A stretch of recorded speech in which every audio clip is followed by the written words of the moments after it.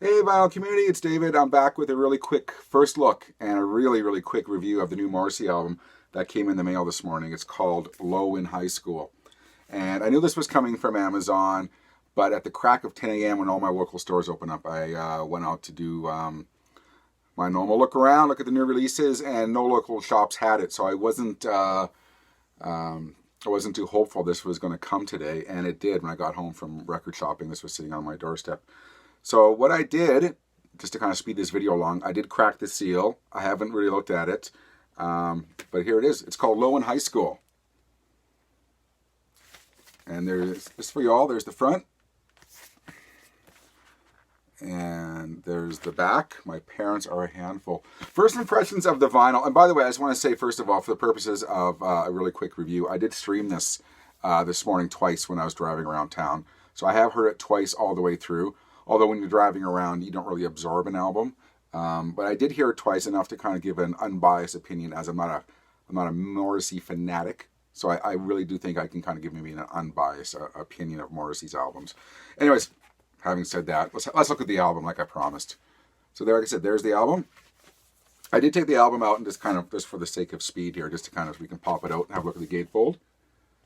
There we get lyrics. And like I said, the packaging, to digress for a minute, I'm just really impressed for the detail. Where it says Axe the Monarchy here, it's kind of a nice little embossed, a little jobby there. Really nice. Yeah. Not all of Morrissey's albums that have been issued or reissued on vinyl, I wouldn't say have been the most deluxe of packages. This one kind of bucks the trend a little bit. So fair play. Nice job on that.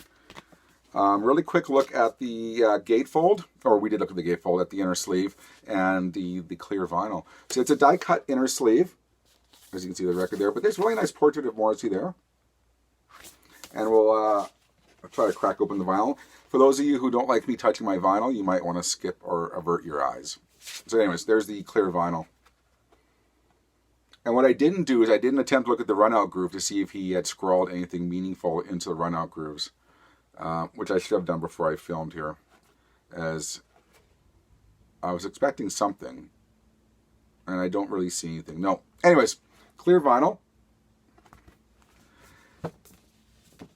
I'm going to put this back here really quick. Anyways, like I said, die cut inner sleeve, really nice portrait. Like I said, I did listen to the album twice driving around town to local record stores, and I am a huge Smiths fan, but I'm not going to refer to the Smiths at all, because that's kind of an easy comparison to make and that only leads to disappointment when you're talking about Morrissey or Johnny Marr solo albums, which of late have been, I think, fantastic as well. I don't know why I wanted to not like this album. It's kind of like a fashionable thing nowadays to kind of bag on Morrissey, with his concert cancellations and all that. First of all, I forgot to say, cheers, everyone.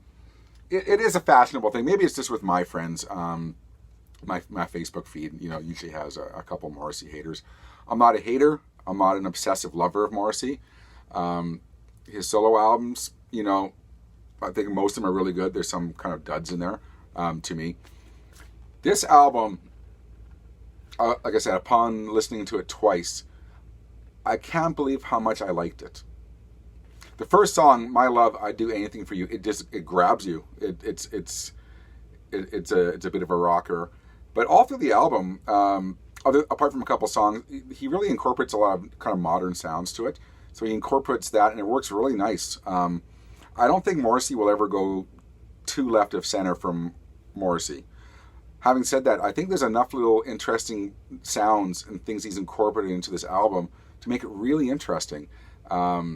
And it's not as melancholy as one would think. I think that Morrissey gets that tag of, sad bastard Morrissey, but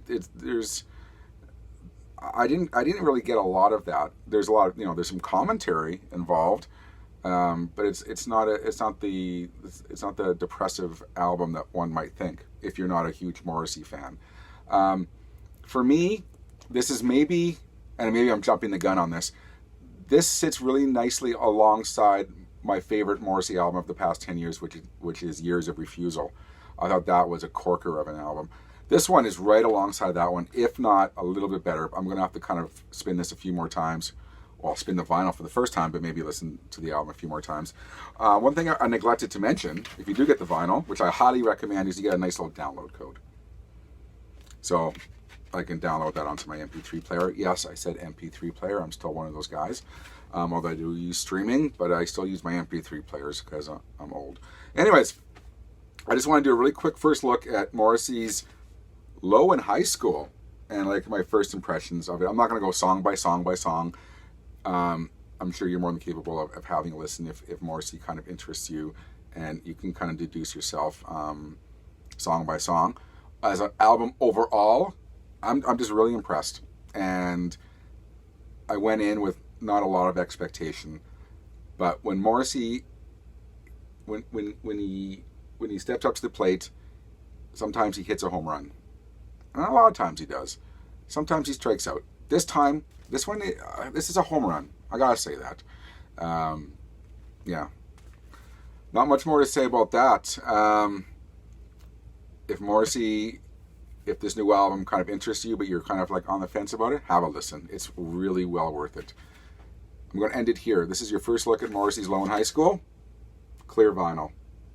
Take care, vinyl community. We'll see you next time.